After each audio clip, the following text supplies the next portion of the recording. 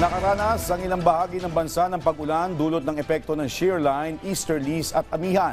Dahil dito, nagkaroon ng pagbaha sa ilang lugar, partikular na sa Bicol Region. Kaugnay niyan, kumuha po tayo ng update sa lagay ng ating panahon mula kay ating Pag-asa Weather Specialist, Benison Estrareja.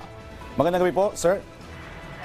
Good evening po sa inyo, ganyan din sa ating mga taga-subaybay. Sa ngayon, wala pa rin tayong minomonitor na bagyo or low pressure area sa paligid ng bansa, pero magpapatuloy pa rin ang mga paulan sa malaking bahagi, dulot pa rin ng mainit na easterlies or yung hangin galing Pacific Ocean at ang malamig na amihan galing naman po dito sa may Siberia.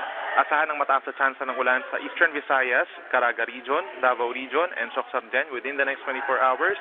Epekto yan ng easterlies, kahit mag-ingat pa rin sa banta ng baha at pagguho ng lupa. Meron naman tsansa ng mahina hanggang katamtamang ulan over Cagayan Valley, Cordillera Region, gayon din sa Aurora, Quezon, Laguna, gayon din sa Oriental Mindoro, Marinduque, Romblon at Bicol Region dahil pa rin yan sa Northeast Monsoon or Amihan.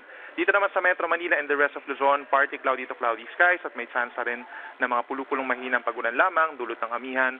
At ang rest of Visayas and Mindanao may mga isolated rain showers or thunderstorms na mararanasan.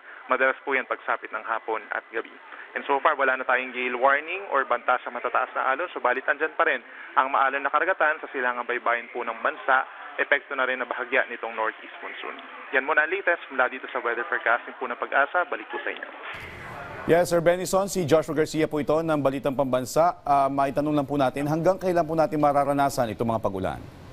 Yung mga pag-ulan po natin actually magpapatuloy pa rin. Kung yan ay dulot po ng Northeast Monsoon hanggang sa early March pa po, and then at some point magkakaroon pa rin ng epekto ng shear line kapag po lumalakas yung amihan, tapos nandyan din po yung ITCZ, magpapatuloy din po in the coming weeks. Alright, maraming salamat Pag-asa Weather Specialist Benison Estareja.